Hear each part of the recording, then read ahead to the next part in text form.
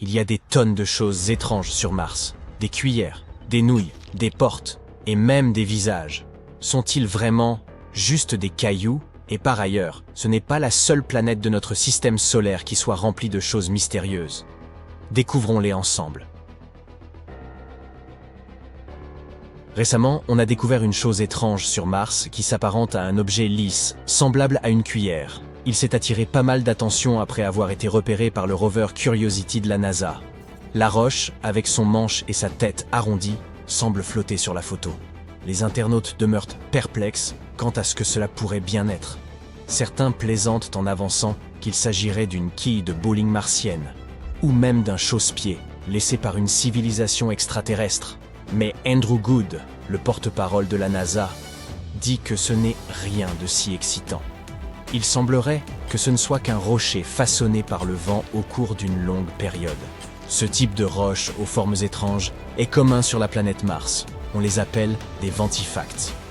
Un ventifact est une roche qui peut être gravée, creusée ou lissée par les minuscules particules charriées par le vent. On trouve généralement ces types de roches dans des endroits secs où il n'y a pas beaucoup d'arbres ou de végétation pour arrêter les courants aériens et où beaucoup de sable est emporté. Parfois, le vent peut donner à ces ventifacts des formes vraiment étonnantes, comme ces rochers en forme de champignons que l'on peut observer dans le parc naturel du désert blanc égyptien. Ces roches ressemblent à la maison des Schtroumpfs, car le vent érode la partie inférieure plus rapidement que le sommet, leur donnant cette forme allongée. Les ventifacts ne sont pas les seules roches martiennes dignes d'intérêt. Regardez plutôt ces séries de pointes à l'aspect irréel qui émergent de la surface rouge. Le rover Curiosity les a découvertes lors de l'exploration du cratère Gale sur Mars. Elles ont rapidement captivé l'attention de tout le monde. Ces structures torsadées, semblables à des pointes, ressemblaient à une porte vers un autre monde. Même l'Institut SETI, une organisation consacrée à la recherche de vie extraterrestre, a bien été forcé d'admettre à quel point cette roche était stylée. Mais en réalité, ce ne sont que des cheminées de faits. Ces pointes hautes et effilées se manifestent lorsqu'une roche dure se trouve au-dessus de couches plus tendres. Il est probable que ces pics martiens ne soient d'autre que le remblai d'anciennes fractures dans la roche sédimentaire, et dont les matériaux plus tendres se sont érodés au fil du temps. On compte également de nombreuses cheminées de faits sur Terre. On les appelle également pyramides, ou demoiselles coiffées. On peut en trouver dans des régions telles que Bryce Canyon, en Utah, ou même dans les Hautes-Alpes. La NASA s'intéresse à ces structures étranges, car elles pourraient nous aider à en apprendre davantage sur l'histoire du cratère Gale. On a aussi aperçu un rocher qui ressemblait à un beignet à la confiture. Il a été baptisé Pinnacle Island après avoir été repéré par les caméras de la NASA. Néanmoins, seulement 4 jours auparavant, il était introuvable. Alors, comment est-il magiquement apparu? Eh bien, sans la moindre surprise, il a simplement été délogé par l'une des roues du rover Opportunity pendant qu'il traversait le terrain. Mais le mystère continue de planer autour de ce fameux beignet. Les analyses ont révélé que Pinnacle Island contenait des niveaux étonnamment élevés de soufre et de manganèse. Or, ces deux éléments sont solubles dans l'eau. En d'autres termes, de l'eau martienne aurait pu introduire ces éléments à l'intérieur même de la roche. Ainsi, cette petite chose a soudainement causé un certain scandale, ainsi qu'un procès intenté contre la NASA. Un homme soutenait que l'agence avait négligé la possibilité qu'il s'agisse là d'un authentique champignon martien. Mais toutes nos trouvailles ne sont pas d'ordre naturel. Une autre découverte déconcertante a été cette chose repérée par Perseverance. Ça ressemble à des spaghettis ou à de la ficelle emmêlée. À l'inverse du beignet mentionné plus tôt, cet objet mystérieux est apparu dans une image saisie par la caméra du rover, puis a disparu dans le sol sablonneux en seulement quelques jours. Il semblerait qu'il puisse d'agir des débris du système d'atterrissage du rover martien. Perseverance a atterri dans le cratère G0 en février 2021. Il a connu un atterrissage difficile et a accidentellement dispersé des débris tout autour de lui. Certains de ces débris apparaissent dans les images du rover depuis un certain temps maintenant. L'objet qui ressemble à un fil n'est probablement qu'un morceau de dacron déchiqueté, qui est un type de fibre utilisé dans les couvertures thermiques. Ces couvertures aident à réguler la température des équipements pendant l'incandescent processus d'entrée dans l'atmosphère martienne. Il a probablement subi une déchirure et des dommages significatifs en raison des forces à l'œuvre pendant l'atterrissage. Les couvertures thermiques se perdaient pas mal de choses à l'époque, comme ce morceau de feuilles brillantes repéré en juin par exemple. L'astromobile l'a retrouvé sur un rocher. Ce qui est remarquable, c'est la distance que certains de ces débris ont parcouru. Le rover a atterri à environ 2 km de l'endroit qu'il explore actuellement, et c'est probablement parce que le crash a projeté les débris dans les airs, et que les vents martiens les ont emportés sur une telle distance. Mars est connu pour ses vents violents, qui peuvent déplacer les objets les plus légers. Toutefois, s'il est amusant de les découvrir à l'écran, des inquiétudes persistent au sujet des débris et autres déchets abandonnés sur Mars.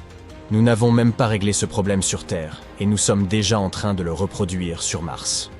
Les débris que nous avons laissés sur la planète rouge s'accumulent déjà dans une zone baptisée Ogwallow Flats. De plus, ces détritus peuvent accidentellement contaminer les tubes d'échantillonnage utilisés pour collecter les roches martiennes. Jusqu'à présent, la NASA ne semble pas trop inquiète à ce sujet, mais ils gardent un œil attentif dessus pour prévenir tout problème avec leurs engins. Maintenant, que diriez-vous d'examiner non pas des choses, mais des animaux? Le rover Curiosity a causé le plus grand émoi lorsqu'il a photographié une chose qui ressemblait à un rat martien. Certains ont commencé à spéculer qu'il pourrait s'agir d'une trace de vie extraterrestre, ou même que ce rongeur ait été apporté par Curiosity. Mais le rat de Mars, une fois de plus, s'est avéré n'être qu'un étrange caillou. Il ne devait son aspect qu'à des processus naturels, comme l'érosion éolienne et l'abrasion mécanique. Nous avons également découvert plusieurs choses qui nous rappellent des asticots. Curiosity a pris cette photo d'une formation ressemblant à des vers qui se tortillent à travers le paysage martien. En dépit de sa petite taille, cette formation se distingue par sa forme unique et sa texture rugueuse. Elle est probablement faite d'un matériau durable, résistant à l'érosion constante de la planète. Et enfin, notre découverte la plus mystérieuse est le visage de Mars. Cydonia Mensae est une région de Mars qui a captivé à la fois l'intérêt scientifique et celui du public. Elle se trouve dans l'hémisphère nord de Mars et se situe entre des régions constellées de cratères au sud et des plaines relativement lisses au nord. Il existe une théorie selon laquelle les plaines du nord auraient pu être autrefois des fonds marins. Peut-être Cydonia était-elle autrefois une zone côtière? Cet endroit déborde de caractéristiques aussi intéressantes que magnifiques, et qui nous apprennent beaucoup de choses sur l'histoire de la planète rouge. Mais sa particularité la plus intéressante reste le visage martien. Cette chose a suscité la plus grande attention depuis qu'elle a été repérée par l'orbiteur Viking 1 en 1976. Certains croyaient que c'était la trace d'une civilisation martienne depuis longtemps disparue. Au début, la NASA l'a rejeté comme n'étant qu'un jeu d'ombres et de lumière. Mais après quelques analyses, il s'est avéré que c'était, oui, encore un rocher. Nous avons également vu un visage d'ours, capturé par la caméra High Resolution Imaging Science Experiment. Dans cette image, on peut observer une faille suivant un motif circulaire, et qui ressemble à la tête d'un ours, avec deux petits cratères formant les yeux et une aspérité en forme de V qui en compose la truffe. Cette tête s'est probablement formée parce que quelque chose de lourd s'est retrouvé sur un ancien trou dans le sol. Celui-ci était rempli soit de lave, soit de boue. Le relief ressemblant à un nez est, quant à lui, censé provenir d'une éruption. Mais pourquoi continuons-nous de voir ces choses étranges sur Mars? Parfois, notre cerveau peut nous leurrer et nous laisser voir des choses telles que des visages ou des objets dans les rochers et la nature.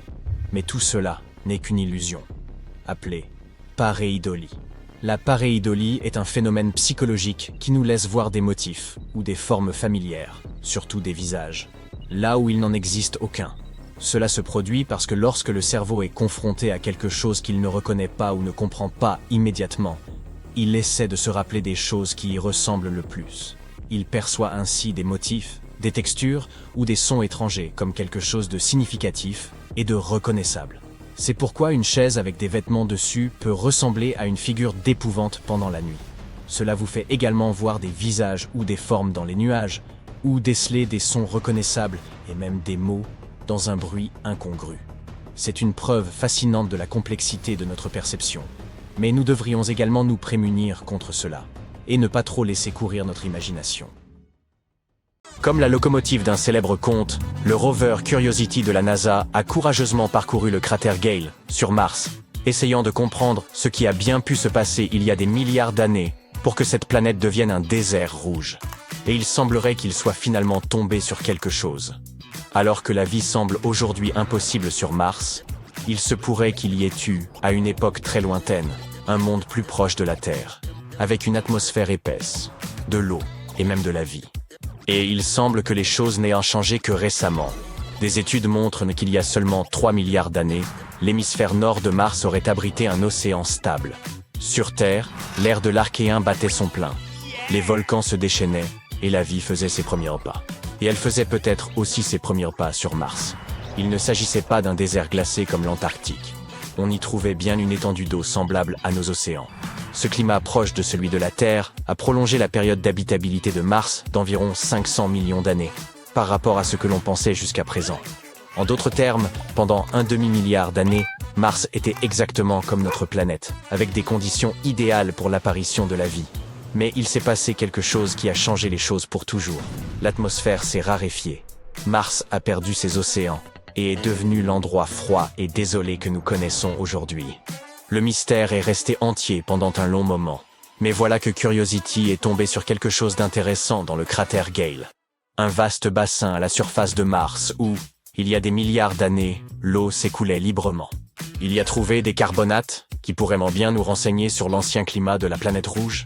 Il s'agit de minéraux qui se forment lorsque le dioxyde de carbone, ou CO2, se dissout dans l'eau. Cela signifie que, pour les créer, vous avez besoin de deux choses, une atmosphère épaisse et de l'eau liquide.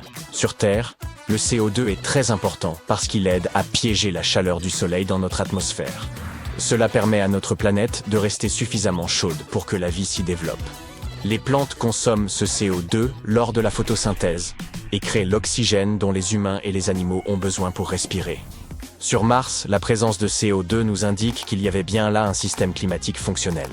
Lorsque le CO2 commence à se dissoudre dans l'eau, il réagit avec certains minéraux du sol, comme le calcium ou le magnésium, et crée des carbonates. C'est un peu comme la formation des coquillages dans les océans, ici sur Terre. Mais là, ce sont des roches qui se forment.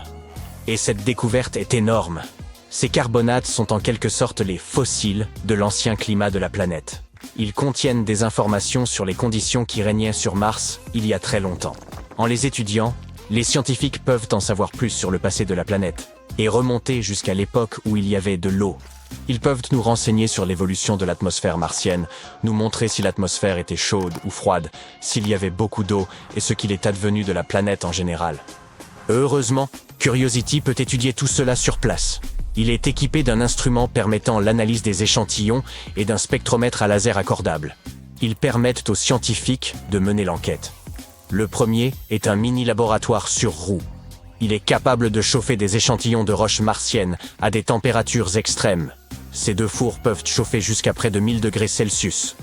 Cette chaleur intense provoque la libération des gaz emprisonnés dans les roches, qui sont comme les anciennes empreintes digitales de l'atmosphère de Mars. Une fois ces gaz libérés, le spectromètre les analyse en détail, les réduisant à leurs plus infimes composantes. Ce que les scientifiques ont découvert a bouleversé nos hypothèses sur l'habitabilité de Mars. Il s'avère que non seulement il y a eu de l'eau sur cette planète, mais aussi que quelque chose a conduit à son assèchement et à son refroidissement progressif. En d'autres termes, l'eau de Mars n'a pas simplement disparu, elle s'est évaporée rapidement dans des conditions extrêmes. Que s'est-il donc passé ? Les astronomes ont avancé deux explications possibles. Selon la première, Mars aurait traversé des périodes tantôt humides, tantôt sèches. L'eau ne se maintenait pas très longtemps. Elle apparaissait par à-coups, avec des périodes où la planète s'asséchait, puis redevenait humide. La deuxième possibilité est plus intense. L'eau qui se trouvait là était incroyablement salée et froide. Au lieu d'être liquide, elle était donc principalement gelée. La planète aurait alors été beaucoup trop hostile pour la vie telle que nous la connaissons, avec des conditions trop extrêmes pour que quoi que ce soit puisse y survivre. Ces deux possibilités signifient malheureusement que Mars n'a jamais été un lieu agréable et plein de vie, comme certains l'espéraient. En tout cas, pas à la surface. Cela ne veut pas dire que la vie souterraine n'a pas pu exister. Cela reste une possibilité. Et pour en savoir plus, nous devons continuer à chercher des indices de la présence d'eau. En effet, après des années d'exploration, Les scientifiques viennent de faire une découverte stupéfiante. Sous la surface rocheuse de la planète rouge se cache un réservoir d'eau liquide. De l'eau véritable, cette fois. Pas de la glace des calottes ou de la vapeur atmosphérique. Mais elle se trouve à des kilomètres sous la croûte martienne. Cette découverte provient des données recueillies par l'atterrisseur InSight de la NASA. Il a passé 4 ans à écouter les subtiles secousses de la planète. Oui, il y a des tremblements de terre sur Mars. Il a analysé plus de 1300 secousses.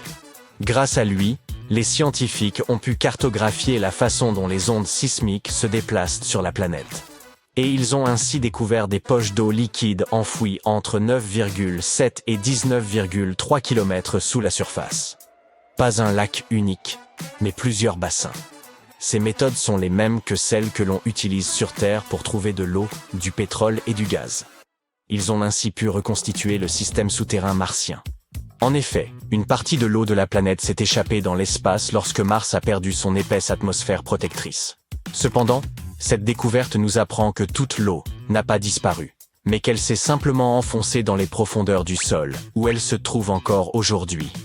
Si près du but, mais encore hors de portée. C'est un grand pas en avant. L'eau est la molécule la plus importante lorsqu'il s'agit de façonner le destin d'une planète. De plus, même si nous avons dit que Mars ne grouillait pas de vie autrefois, cela n'enlève rien à la possibilité que certaines formes puissent bel et bien exister aujourd'hui.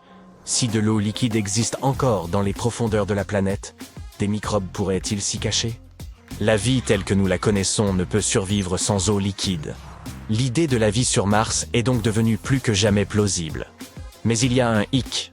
Si cette eau peut sembler être un jackpot pour les futurs projets de colonisation martienne, elle ne sera pas facile à atteindre.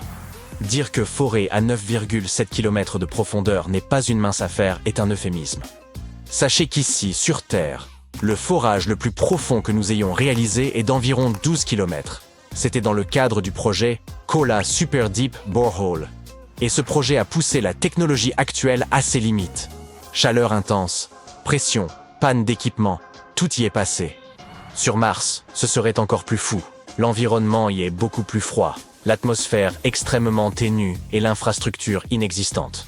Cela rendrait toute mission de forage extrêmement difficile. Pour atteindre les réservoirs d'eau enfouis si profondément, nous aurions besoin d'acheminer d'une manière ou d'une autre un équipement spécialisé. Cet équipement devrait être capable de supporter un froid extrême, une faible pression et une gravité différente. Et tout cela devrait bien sûr fonctionner à distance et, de préférence, ne pas se détériorer. Et l'opération nécessiterait des tonnes d'énergie. Eh oui, il est possible que nous ne puissions y parvenir qu'à l'avenir, lorsque nous aurons des systèmes automatisés ou des astronautes sur Mars. Ce n'est pas une tâche facile, même pour les milliardaires les plus ambitieux. Pour l'instant, ce que cachent ces réservoirs reste donc un mystère. Et ce n'est pas la seule énigme.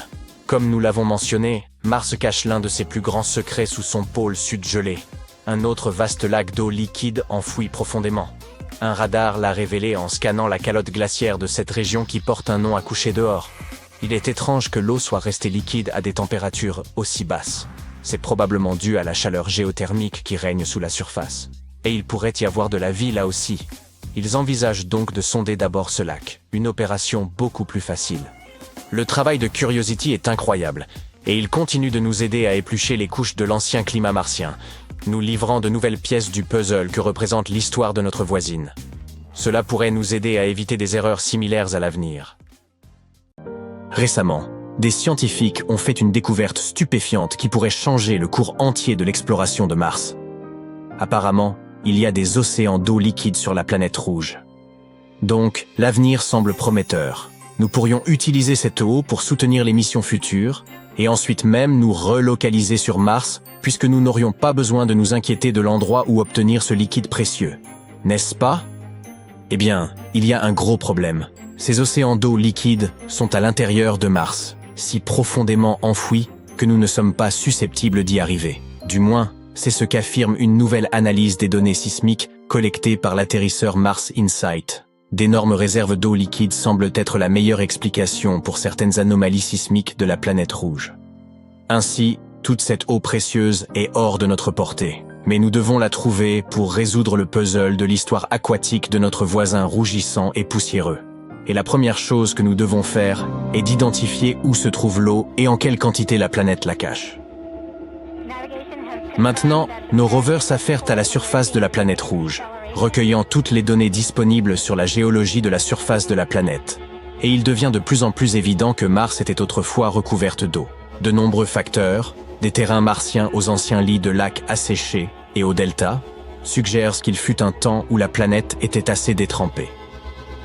De nos jours, il y a encore un peu d'eau à la surface, et juste en dessous de la surface de Mars, mais elle est sous forme de glace et n'étant rien comparable à ce que Mars avait dans le passé lointain. Pour comprendre combien il aurait pu y avoir sur la planète rouge il y a des milliards d'années, nous devons savoir où toute cette eau est allée. Il y a 2 endroits où l'eau aurait pu aller, dans l'espace ou vers l'intérieur de Mars. Ensuite, elle aurait pu être isolée sous forme de réservoirs liquides ou de dépôts de glace. Actuellement, nous n'avons aucun moyen de mesurer la quantité d'eau qui s'est échappée autrefois. Mais maintenant, nous pouvons enfin en savoir plus sur le centre visqueux de la planète rouge. Tout cela grâce à l'atterrisseur Mars Insight. Il ne fonctionne plus. Mais de novembre 2018 à décembre 2022, il écoutait les bourdonnements et les grondements et surveillait l'activité sous ses pieds. Le fait est que les ondes acoustiques, générées par l'activité sismique en profondeur à l'intérieur de la planète, peuvent changer en fonction de la composition et de la densité du matériau à travers lequel ces ondes se déplacent. Et les scientifiques peuvent obtenir beaucoup d'informations en analysant le comportement des ondes sismiques. Dans ce cas, ils ont utilisé un modèle similaire à ceux utilisés pour cartographier les gisements de pétrole souterrains et les aquifères sur notre planète. Puis, avec l'aide de ce modèle, ils ont analysé les données recueillies par InSight sur Mars. Ils ont découvert que la meilleure explication pourrait être qu'il y avait une couche de roches fracturées dont les fissures étaient remplies d'eau profondément sous la surface de la planète rouge. Cette couche pourrait se trouver à une profondeur de 11 à 19 km. C'est pourquoi il serait extrêmement difficile pour les futures missions d'y accéder. Et pourtant, la nouvelle découverte pourrait nous aider à comprendre le cycle de l'eau martien.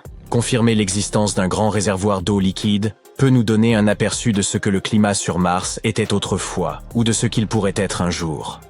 Et si Mars avait eu beaucoup d'eau autrefois, elle aurait pu être habitable dans un passé lointain et pourrait le redevenir à l'avenir. L'eau est cruciale pour la vie telle que nous la connaissons. Ainsi, les réservoirs d'eau souterrains sur la planète rouge pourraient déjà être habitables. Peut-être qu'en ce moment même, de minuscules micro-organismes ou même des créatures tentaculaires vivent leur vie dans le confort de leur demeure souterraine. Sur Terre, des mines ultra profondes abritent de la vie. Et le fond de l'océan, avec ses pressions immenses et incroyables, n'est pas non plus dépourvu de vie.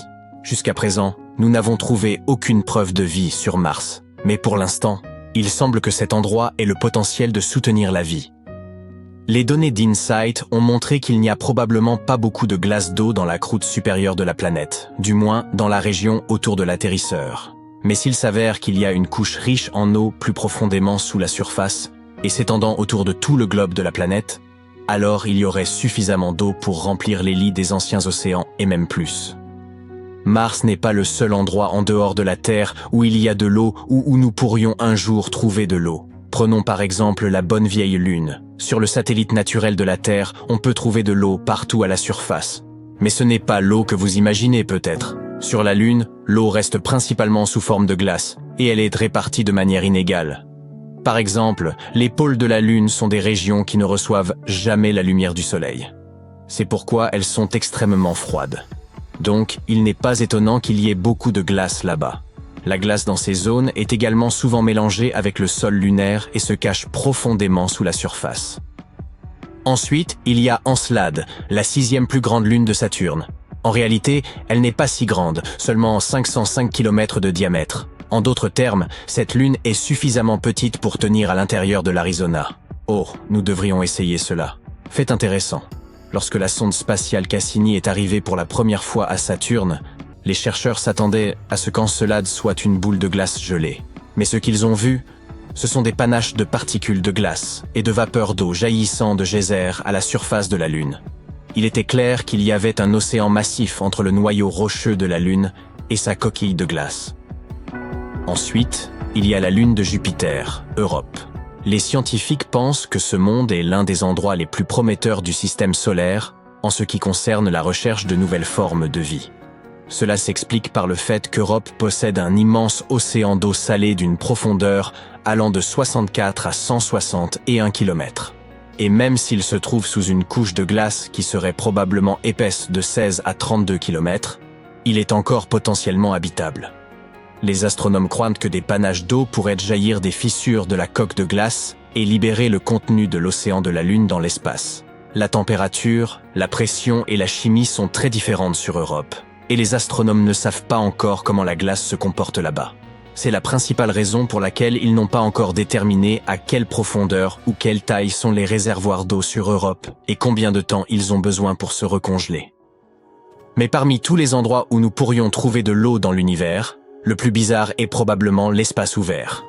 En 2011, 2 équipes d'astronomes ont découvert un nuage d'eau flottant librement parmi les étoiles. C'était le plus grand et le plus éloigné réservoir d'eau jamais détecté. Donc, ce nuage massif de vapeur d'eau entoure un trou noir, mais pas n'importe quel trou noir. C'est un quasar situé à 12 milliards d'années-lumière de la Terre. Les conditions autour de ce quasar doivent être vraiment spéciales pour créer une telle quantité d'eau. Ce nuage contient 140 000 milliards de fois le volume de toute l'eau de la Terre. Cela suffit à donner à chaque personne sur la planète l'équivalent de l'eau de toute une planète, 20 000 fois. Ça semble fou, non? Mais il y a quelque chose d'encore plus incroyable. Les astronomes pensent que ce nuage d'eau s'est formé seulement 1,6 milliard d'années après la création de l'univers lui-même. Cette découverte est encore un autre signe que l'eau a existé partout dans l'univers, même à ses débuts. Mais voici le point culminant. Jusqu'à cette découverte, les scientifiques n'avaient jamais détecté de vapeur d'eau aussi loin dans le temps. Bien sûr, il y a de l'eau dans notre galaxie, la Voie lactée, mais la plupart est gelée dans la glace. Cette découverte repousse vraiment les limites de ce que nous savons sur l'eau dans l'univers. Mars est la cousine spatiale de la Terre.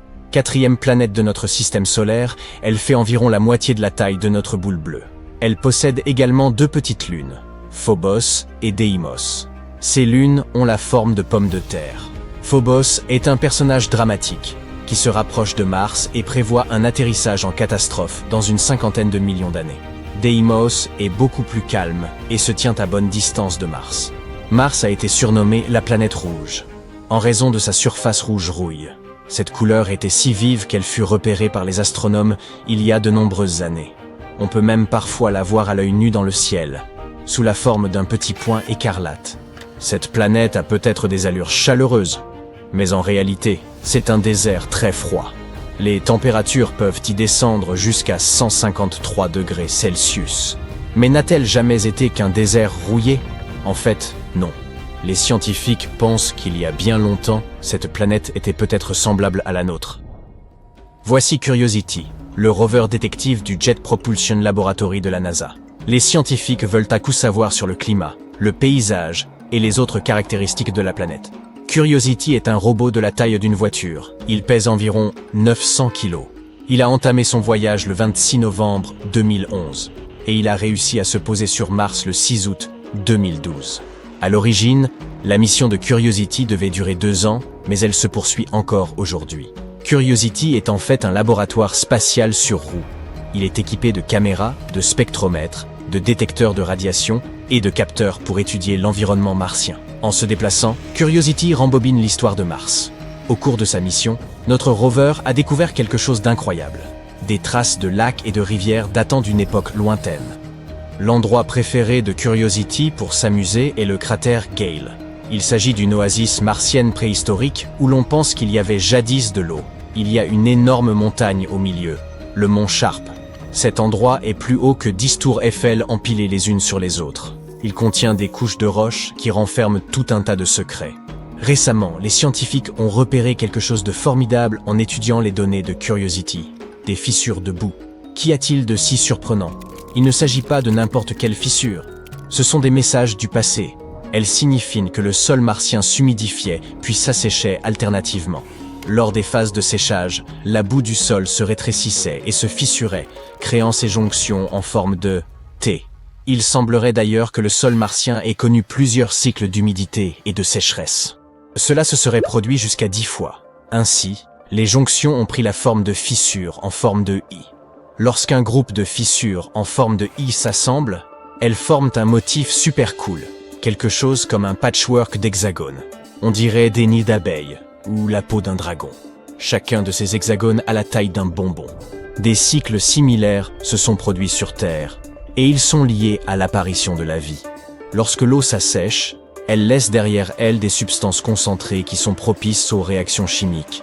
Et ces réactions pourraient être celles qui donnent le coup d'envoi biologique.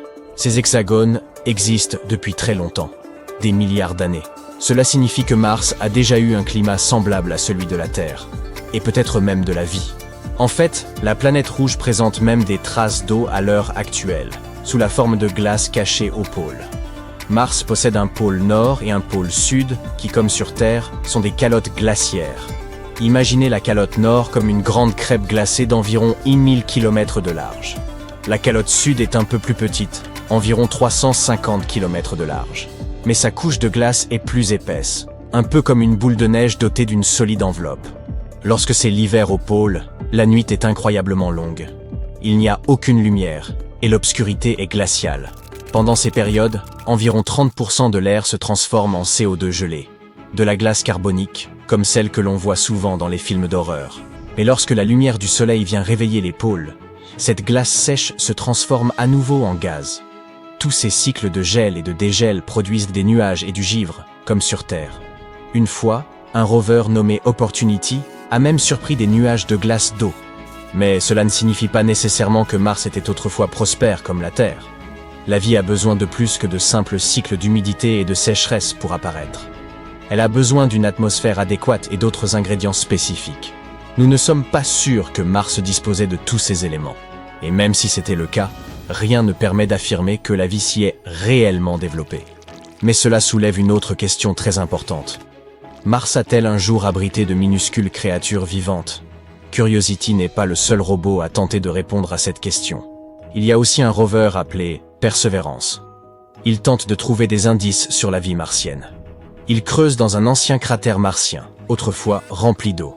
Et, tel un archéologue de l'espace, Perseverance recherche des traces fossilisées d'anciennes créatures. Et le plus drôle, c'est que certains scientifiques pensent que nous avons découvert ce qu'il y avait à découvrir il y a près d'un demi-siècle. Mais que malheureusement, nous avons accidentellement détruit ce que nous avions trouvé. Cela s'est produit avant même que Curiosity ne commence à rouler sur Mars. Dans les années 80, 2 atterrisseurs de la NASA, Viking 1 et Viking 2, ont fait une halte sur la planète rouge. Ces atterrisseurs ont pris un selfie. Puis ils ont également fait des expériences bizarres sur le sol martien. Tout cela dans le but de trouver des signes de vie. Ce qu'ils ont trouvé, c'est une substance organique étrange appelée perchlorate. Il s'agit d'un composé que l'on utilise dans les feux d'artifice ou le carburant des fusées. Mais la plupart des résultats ne semblaient pas très prometteurs.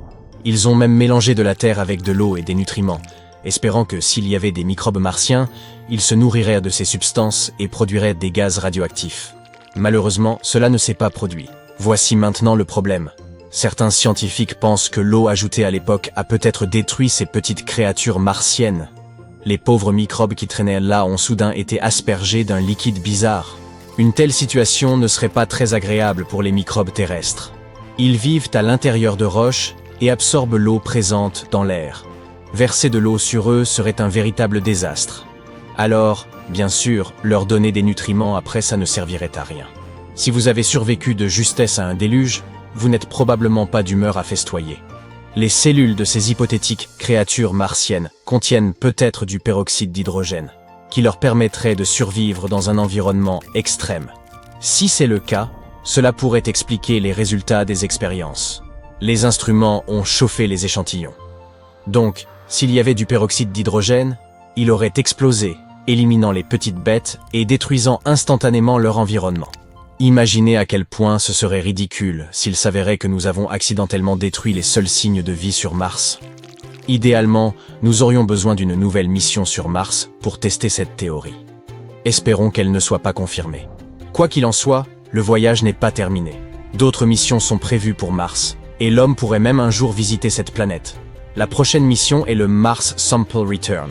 Il s'agit d'un projet collaboratif super cool entre la NASA et l'ESA. Elle s'associe pour ramener des souvenirs de Mars, collectés par le fidèle rover Mars Perseverance de la NASA. Il y aura tout un tas de vaisseaux spatiaux.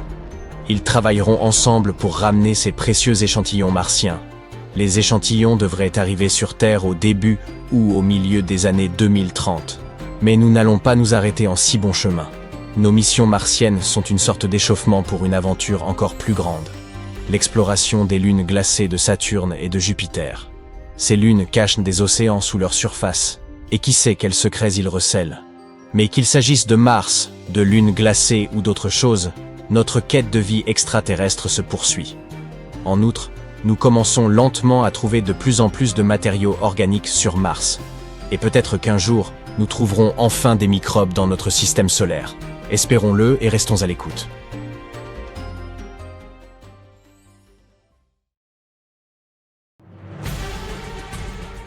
La NASA et la Chine prévoient toutes les deux d'envoyer des humains sur Mars.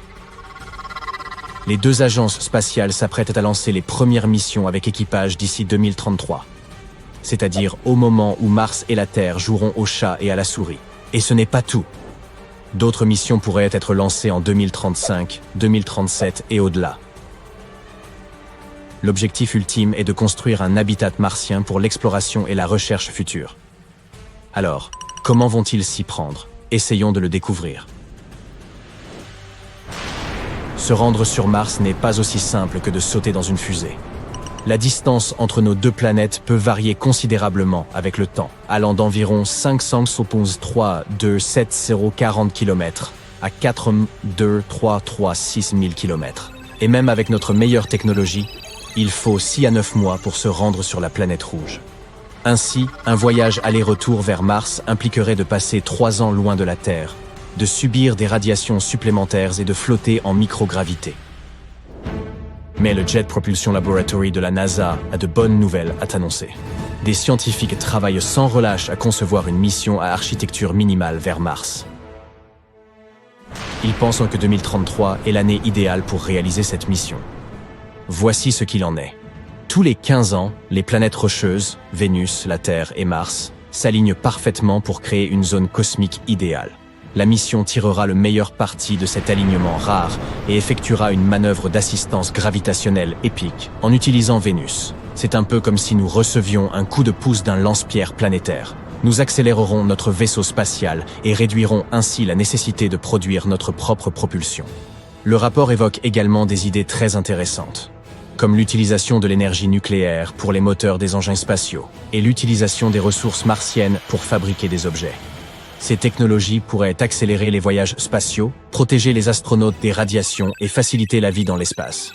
Elles pourraient même nous permettre de créer des ressources et du carburant sur Mars.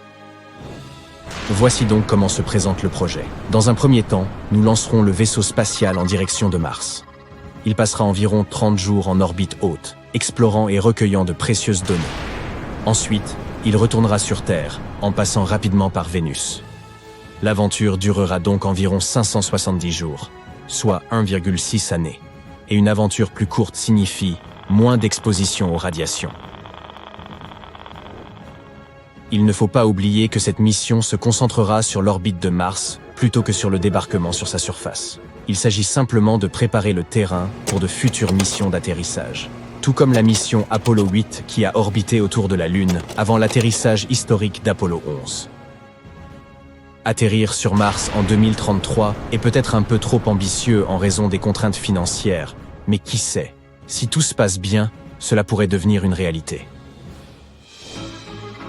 Et maintenant, la partie la plus intéressante. Nous n'avons pas besoin de nouvelles technologies ou de véhicules sophistiqués pour tout cela.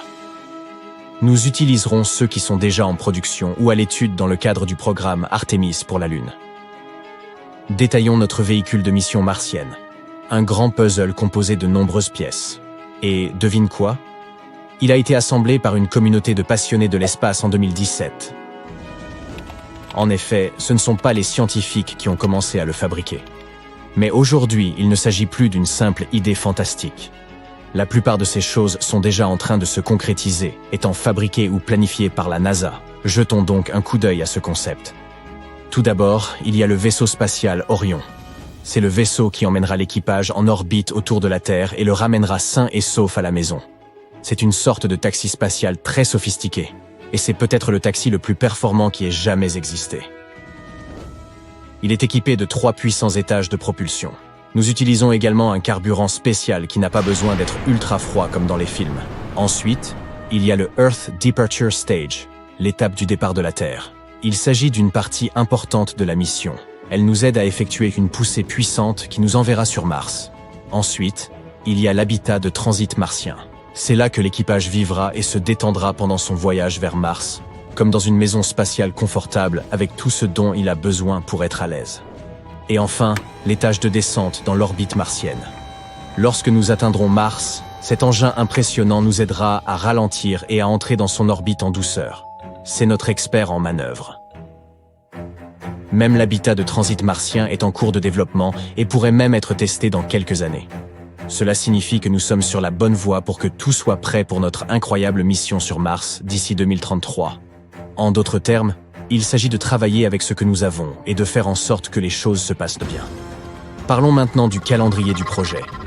Mi-2028, l'action va commencer. Tout d'abord, il faudra effectuer quelques vols d'essai. Nous enverrons 2 étages à l'avance pour nous assurer que nous pouvons revenir sur Terre en toute sécurité. Ces 2 étages se rejoindront, comme 2 vaisseaux spatiaux, qui deviendraient les meilleurs amis du monde. Ils se mettront en orbite autour de la planète rouge et reviendront ensuite à la maison. Pour ce faire, nous utiliserons de puissantes fusées et 13 lancements commerciaux. Ce sera une grande fête de l'espace. Fin 2032. Après tout cela, nous lançons le véhicule de mission martien entièrement assemblé sur l'orbite terrestre haute. Jusque-là, c'est un véhicule vide qui attend des astronautes. Si tout va bien, il sera prêt pour la vérification finale. Mars 2033. Il est temps pour notre courageux équipage et son vaisseau spatial Orion de se joindre à la fête. Nous les lançons et ils rejoignent le Mars Mission Vehicle en orbite terrestre. Ils s'assureront que tout est en ordre avant le départ pour Mars. La flexibilité est importante, afin que nous puissions ajuster nos plans si nécessaire. Avril 2033. Tout le monde est prêt pour l'aventure. Nous effectuons une puissante combustion, comme une grande poussée qui nous envoie sur le chemin de Mars. L'équipage voyagera pendant environ 200 jours. Novembre 2033. Enfin, l'équipage atteint la planète rouge. Une fois en orbite autour de Mars, les astronautes passeront environ 30 jours à explorer la planète et à faire des choses géniales dans l'espace. Mars sera notre terrain de jeu. Au moment de rentrer chez eux, ils diront au revoir à l'étage qui les a aidés à se mettre en orbite autour de Mars. Ensuite, leur véhicule rejoindra les 2 étages que nous avons envoyés en amont. Vous vous souvenez de ces copains de l'espace? Il faudra ensuite environ 340 jours pour que l'équipage revienne sur Terre. C'est là que nous utiliserons la gravité de Vénus pour tourner autour du Soleil. Pour maintenir l'équipement et l'équipage à la bonne température, nous aurons un parasol qui nous protégera de la chaleur du Soleil, puisque nous en serons très proches. Enfin, Orion rentrera dans l'atmosphère terrestre et se jettera à l'eau. Quelle fin héroïque! Et ce n'est que le début. Notre formidable équipe a un autre projet pour les aventuriers les plus courageux. Il s'agit d'une trajectoire en conjonction avec une mission de longue durée. Elle sera lancée en avril 2033 et durera longtemps, 950 jours. Cela représente plus de 2,5 années, dont 550 jours passés en orbite martienne. Elle nécessite moins de lancements depuis la Terre, mais présente des défis différents, comme le fait de passer plus de temps en microgravité et de faire face à une augmentation des radiations. Nous aurons donc besoin de véritables héros de l'espace pour cette mission. Mais, bien sûr, il y a des obstacles majeurs à franchir avant que tout cela ne devienne réalité. Des experts ont examiné de près le programme Journey to Mars de la NASA et ont constaté qu'il nécessitait de sérieux changements. Il existe quelques domaines à haut risque, comme les systèmes de survie pour les missions de longue durée, l'utilisation de l'énergie solaire pour la propulsion, la production d'oxygène sur Mars, etc. Ils s'inquiètent également des délais, du financement et de bien d'autres choses. Ainsi, selon eux, respecter l'échéance de 2033 pourrait être impossible avec les plans et les budgets actuels. Même l'objectif de 2035 comporte des risques importants et des retards possibles. Mais bon, l'exploration spatiale n'a jamais été facile, n'est-ce pas? Avec une détermination réaliste, tout est possible. Il est fort probable que l'idée d'envoyer des hommes sur Mars se concrétise avant 2040. La NASA s'efforce de mettre au point le plan et les détails qui permettront d'y parvenir. Ainsi, même s'il reste encore des obstacles à franchir avant que cela ne devienne une réalité, le rêve d'envoyer des humains sur Mars est excitant. C'est une aventure passionnante, pleine de défis, de découvertes et d'esprit d'exploration humaine. Alors montrons à l'univers de quoi nous sommes faits, et ce sera surtout du carbone.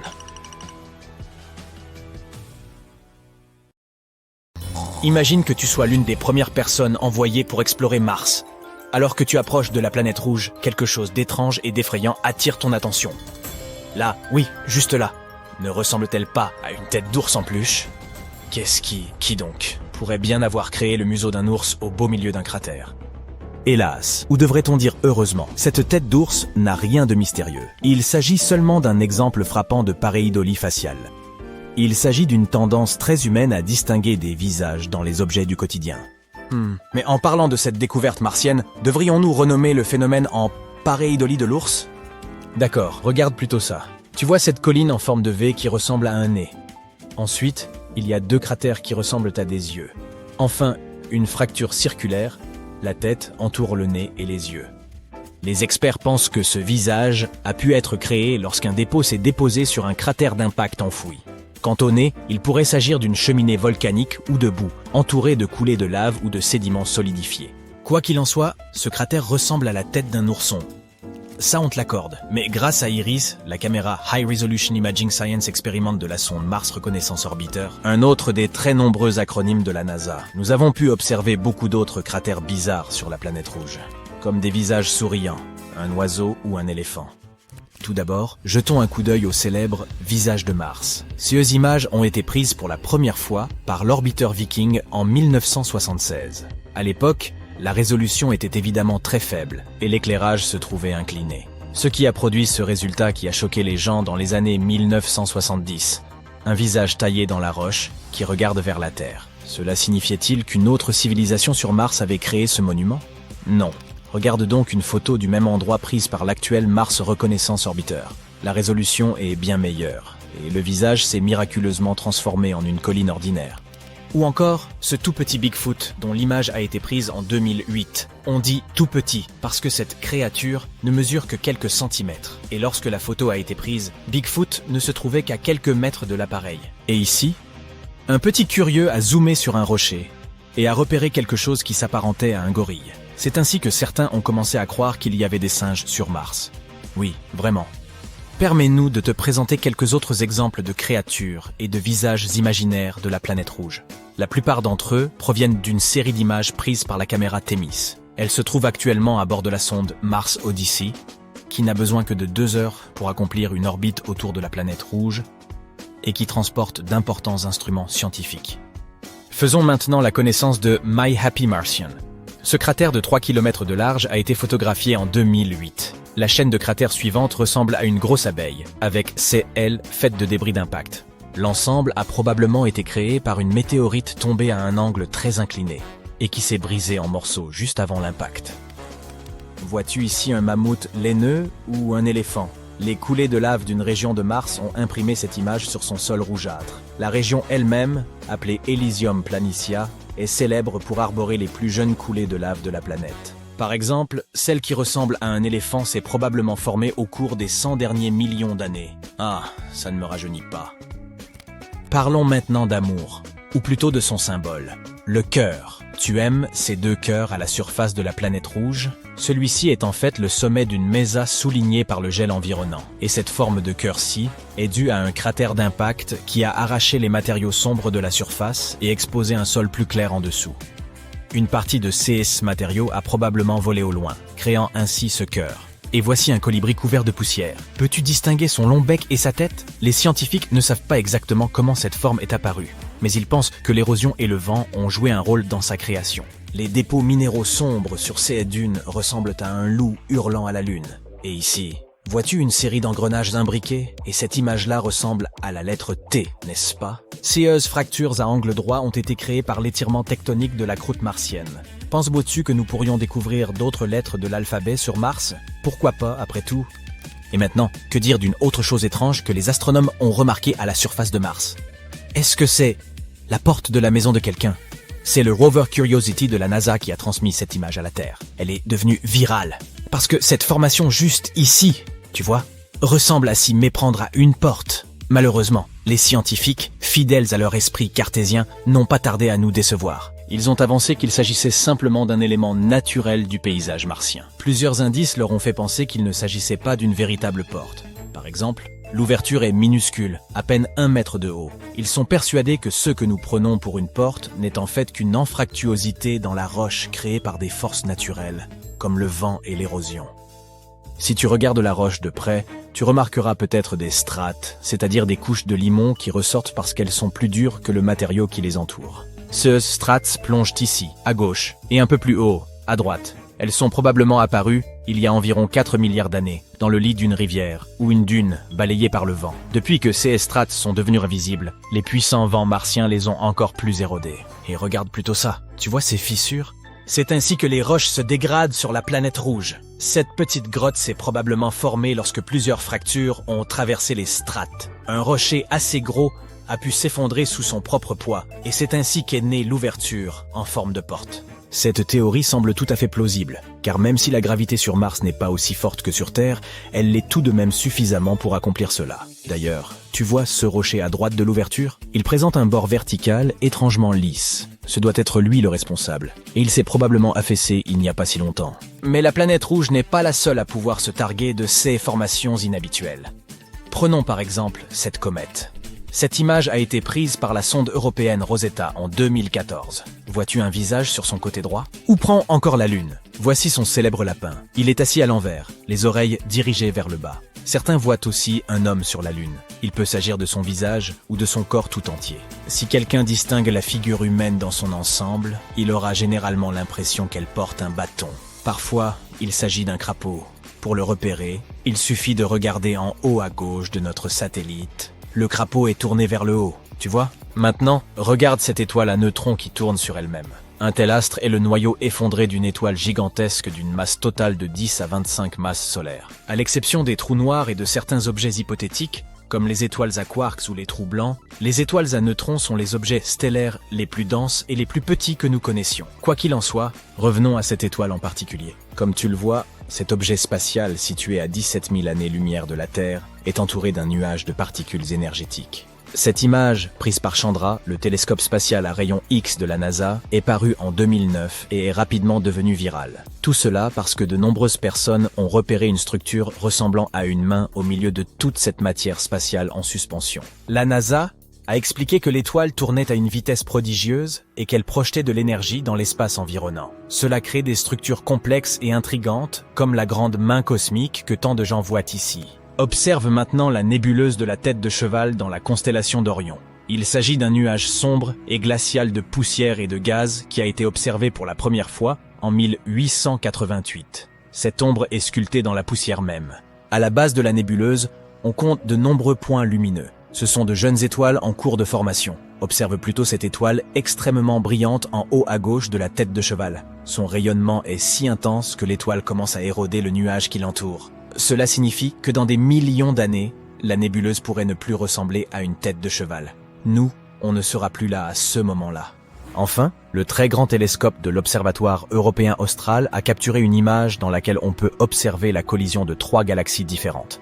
On peut même observer l'effet qu'elles exercent l'une sur l'autre. Mais le plus singulier, c'est qu'en entrant en collision, elles ont créé cette forme reconnaissable. Ne ressemble-t-elle pas à un colibri géant de l'espace ?